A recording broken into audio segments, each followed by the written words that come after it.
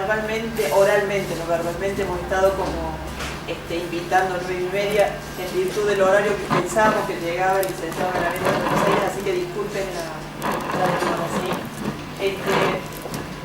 Bueno, voy a hacer una pequeña presentación a quien tenemos acá en la mesa.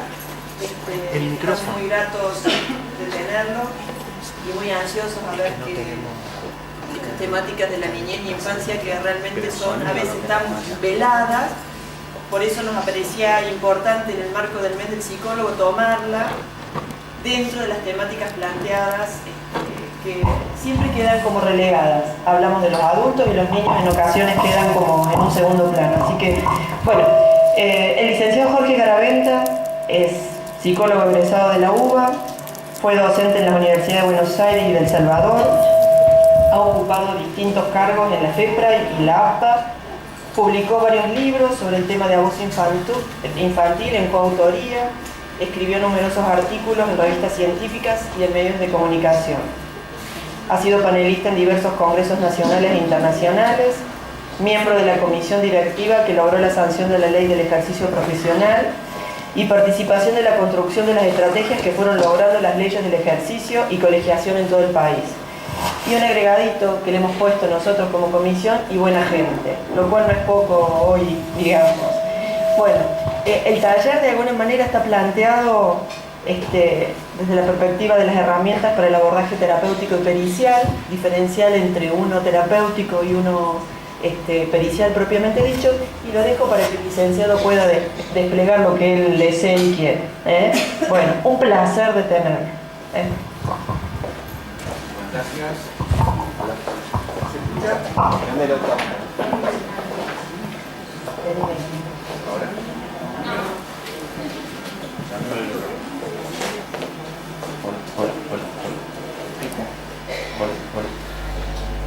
Hola. ¿Se escucha ahora? Más o menos así.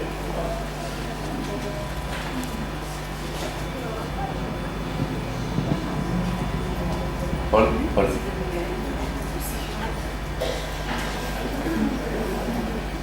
Bueno, confío que se escucha.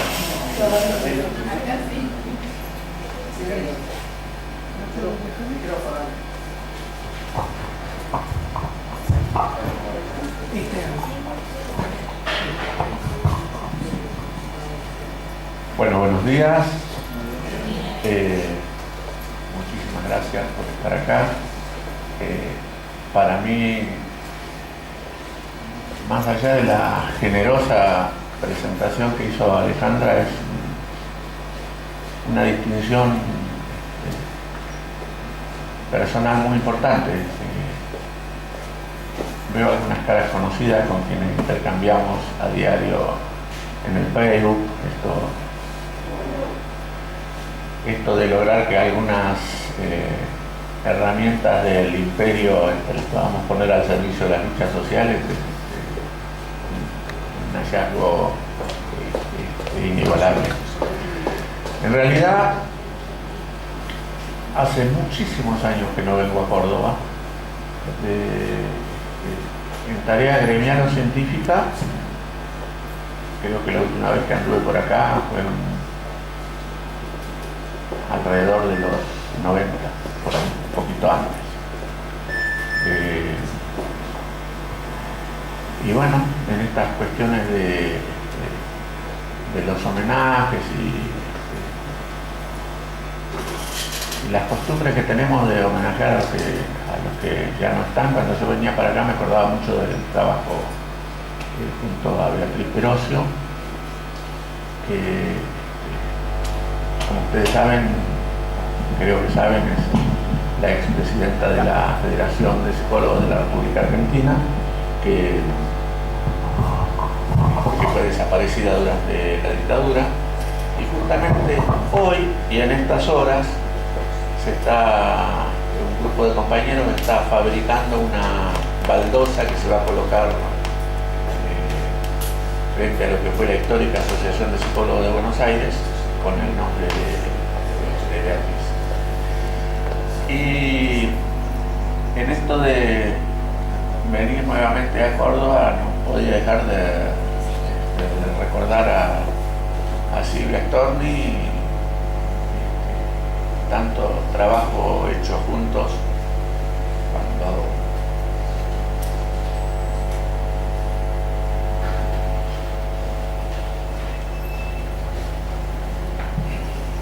cuando soñábamos que algún día ser psicólogo iba a ser fácil, que algún día iba a haber un colegio de psicólogos,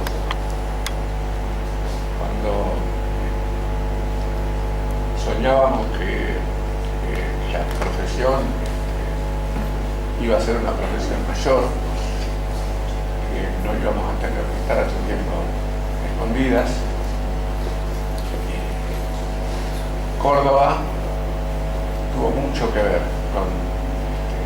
con la dignidad que tienen los psicólogos.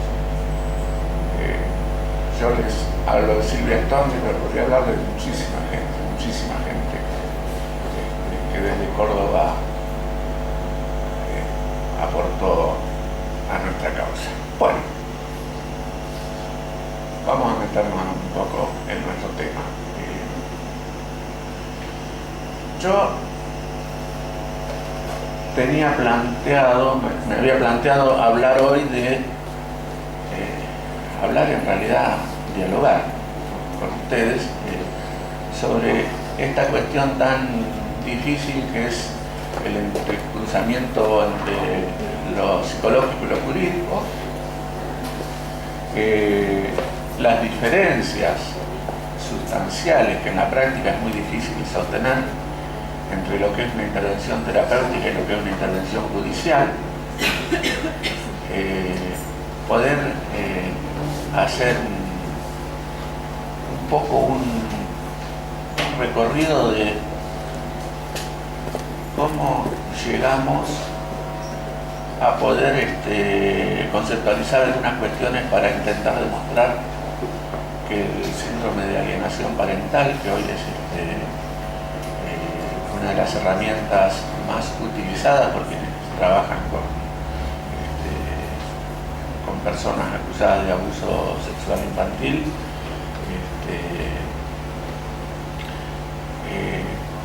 intentar mostrar por qué nosotros sostenemos que es un falso constructo al servicio de la perversión, más allá de que puede haber quien lo utilice de forma inocente o convencido, y tratar de ver entre todos por qué pese a que hay tanta visibilización, a su vez hay tanta resistencia a tratar de visibilizar este tipo de temática. Yo digo, trabajar con abuso sexual infantil, espero que se entienda bien lo que voy a decir. No suele ser una buena elección.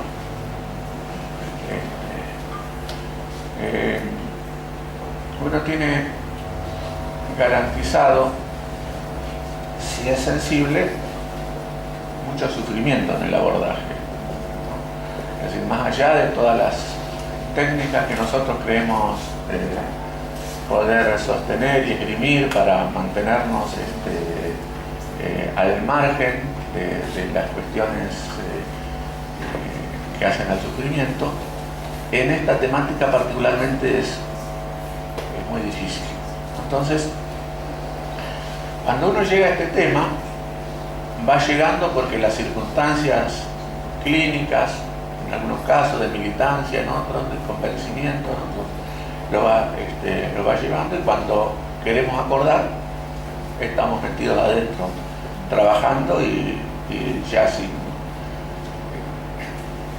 posibilidad de correrse, porque cuando uno ve el sufrimiento de un niño o de una niña que ha sido abusado, creo que nunca más puede dejar de aportar a tratar de que esta temática se resuelva como tiene que resolverse, y pese a todas las resistencias judiciales, sociales y hasta en nuestra profesión.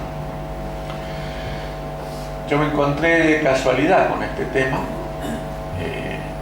con esta paradoja de estar recién recibido, no saber demasiado el tema y ser director de una institución en Mar del Plata. Bueno, pero lo concreto es que al poco tiempo empecé a ver que había conductas muy raras en algunos chicos, conductas demasiado regresivas y generalizadas, y con quien era el responsable de toda la institución empezamos a pensar que algo raro estaba ocurriendo, y fuimos investigando hasta que logramos establecer que quien era el casero, con complicidad de su esposa, estaba abusando sexualmente de las chicas internadas.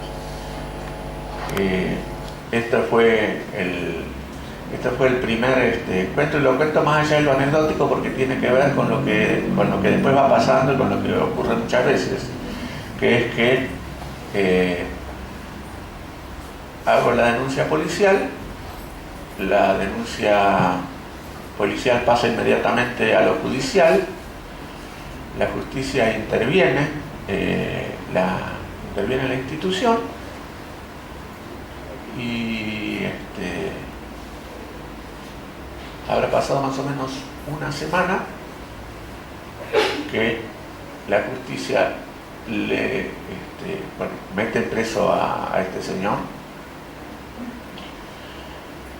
pero deciden devolverle a la institución el manejo del hogar, y la institución me prohibió volver a entrar al hogar. Cuento esto porque es una situación con la que, por las caras que veo, no les resulta desconocido. Bueno, y vamos a abrir esto. Yo les voy a contar podríamos decir un caso clínico que lo cuento ahora y después lo retomamos porque ahí se ve claramente primero el entrecruzamiento entre lo judicial y lo jurídico, y después lo difícil que es sostenerse en un espacio o en el otro cuando uno está haciendo un trabajo de intervención. Estamos hablando de un padre que viene a consulta. Bueno, en ese momento yo no sabía que era un padre, un señor que viene a consulta.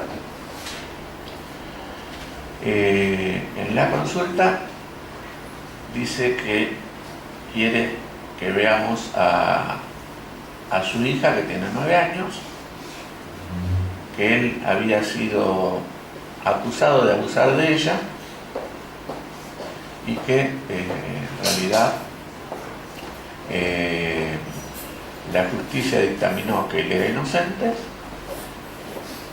y entonces ahora él quería que se hiciera todo el trabajo necesario con la niña para poder acceder a un proceso de revinculación. Una de las cosas que se le plantea es que vuelva a una segunda entrevista con los papeles que acrediten esto que él está diciendo.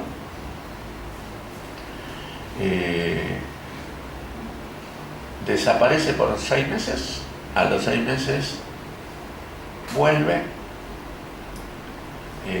Esto no lo atendí yo personalmente, es en una institución. ¿Sí?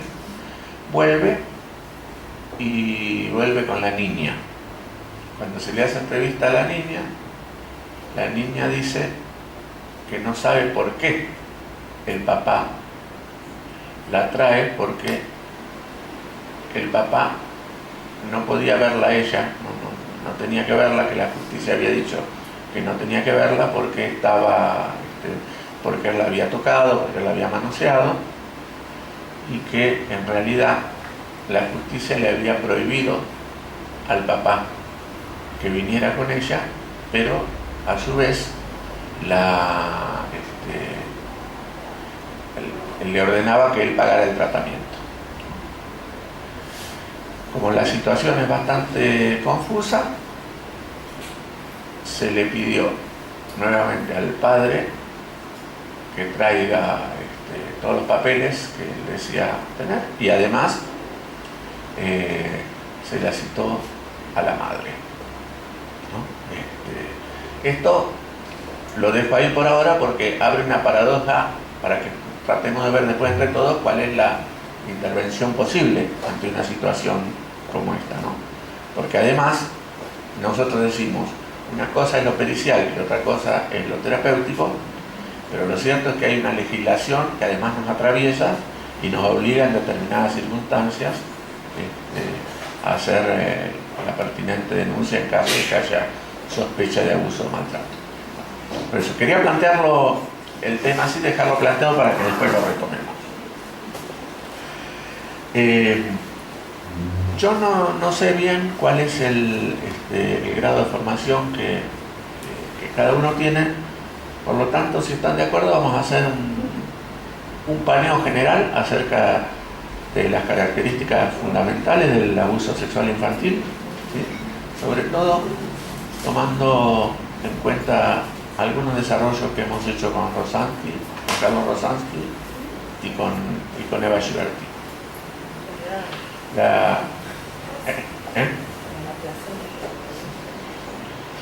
La primera cuestión que me parece que nos tiene que quedar en claro es que, además de vocación por trabajar con este tema, hay que tener una información bastante específica, ¿sí? Yo no sé si es necesario en estos casos entrar en cuestiones muy prolongadas de posgrado específicos. Sí creo que hay que tener una buena formación clínica. Esto es fundamental. Y después hacer lecturas de algunos seminarios y, sobre todo, en los primeros casos, supervisar lo más sistemáticamente que se pueda, ¿no? Y tener en claro, bueno, qué es lo que uno va a tener que tolerar cuando trabaja con el tema. Y después hacer algunas lecturas imprescindibles. El libro de Carlos Rosansky, que se llama Abuso Sexual Infantil, denunciar o silenciar, creo que silenciar o denunciar. Bueno, es el libro que tiene Carlos, que es uno de los libros más exquisitos en el tema. De Irene Intevi, cualquier libro de Irene, todos los libros de Irene son muy pedagógicos. De Eva Ghiberti hay un libro que es imprescindible, que es Incesto Paterno Filial. Tiene un nombre más largo, pero no me acuerdo cómo es, pero es Incesto Paterno Filial, donde habla del incesto perpetrado contra la hija niña, ¿no? Que es un cuadro especial del cual después vamos a hablar. Y después este libro, que se llama Abuso Sexual y Malos Tratos contra Niños, Niñas y Adolescentes, que es un libro que publicó Lugar Editorial en conjunto con el gobierno de la Ciudad de Buenos Aires y el Consejo por los Derechos de Niñas, Niños y Adolescentes. Este libro es uno de los libros que yo diría que es el ABC para empezar, porque acá estamos todos, o casi todos. Y son una serie de conferencias que se dieron en la legislatura de la Ciudad de Buenos Aires. Y están Rosansky, Intevi, Berliner Blau, bueno, todos los que se les ocurra que trabajen con el tema, hemos aportado a esta cuestión. Entonces, con esas buenas lecturas, una formación clínica y una supervisión, creo que estamos en condiciones de empezar a trabajar esta temática. Cuando hablamos de abuso sexual infantil, que quede claro, estamos hablando de la irrupción de la sexualidad adulta sobre la sexualidad infantil, ¿sí? Hay una serie de características que hay que remarcar para entender lo que pasa, porque todo esto tiene reflejo en la clínica. Una de ellas es el secreto. Toda situación de abuso sexual infantil se genera en un clima de secreto. Digamos, todo lo que hace el abusador lo hace tratando de que todo quede a escondidas, y además en supuesta complicidad con los niños. Después vamos a hablar de esa cuestión de la complicidad, o vamos a hablar ahora. En realidad el abusador de niños es un violento en segunda instancia. En primera instancia es un seductor. Es decir, lo que se produce es todo un proceso de seducción hacia un niño que busca afecto y que este adulto lo pervierte en genitalidad, ¿no? Esta es una de las características básicas, ¿no? Es importante tener en cuenta que, salvo cuando un niño ha sido corrompido, que no es lo mismo que abusado, ¿eh? Corrompido es cuando un niño, como efecto de abusos reiterados, se hace cargo de las conductas del abusador, ¿no? Y entonces hasta puede llegar a propiciar alguna situación abusiva en segunda instancia, pero que es parte del abuso mismo, ¿sí? Eso es cuando la corrupción tiene efecto en el niño. Cuando no es así, que es en la mayoría de los casos, tenemos a un niño que es seducido por un adulto, seducción afectiva que al niño le resulta agradable, que el adulto convierte en genitalidad, y que como consecuencia de ello el niño siente que ha sido responsable, parte fundamental en este proceso, y por lo tanto siente que tiene que reforzar el secreto, y como si eso fuera poco, no decir absolutamente nada, porque cualquier cosa que dijera transgrede la regla de la familia, es culpable de lo que le pueda pasar al abusador, que en general es un familiar muy cercano o alguien muy cercano a la familia. Entonces, estas consecuencias del secreto nos llevan a la segunda característica, que es la de la confusión, ¿no? Es decir, un niño, nosotros cuando hablamos con un niño que ha sido abusado, vemos esta doble característica. Vemos un niño muy confundido por un lado, pero por otro lado vemos un niño muy preocupado. O sea, la preocupación, además la preocupación de la niñez es algo que cuando uno lo ve es muy difícil sacárselo después de la cabeza, porque va enganchado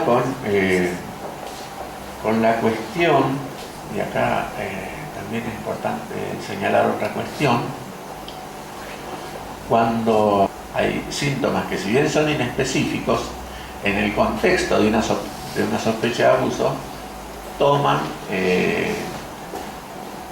características de especificidad, como por ejemplo una regresión fulminante a conductas que ya habían sido superadas, enuresis secundarias, encopresis secundarias, terrores nocturnos, dificultades para dormir con la luz apagada, dificultades para dormir con poca ropa, aún en verano, es decir, muy vestidos y tapados. Quienes han visto niños abusados han visto estas situaciones, ¿no? Entonces, estos son síntomas inespecíficos, insisto, que toman especificidad en el contexto, pero que hay que tener en claro: un síntoma de esto solo no está indicando abuso, ¿no? En esto es fundamental que tengamos claridad, porque de lo contrario salimos corriendo a pensar que hay abuso en todos lados, y si bien hay mucho más abuso de lo que creemos, hay bastante menos de lo que podemos pensar si es que nos ponemos muy angustiados y muy ansiosos con tratar de traducir todo para el mismo lado. Otra característica que hay que tener en cuenta es que en el abuso siempre, sistemáticamente hay amenazas. Amenazas directas, amenazas indirectas. Siempre hay amenaza. Un niño abusado es además un niño amenazado. La amenaza en general apunta muy pocas veces a la integridad del niño, casi siempre a la integridad de los familiares más directos y más queridos, y en algunos casos muy psicopáticos, sobre todo de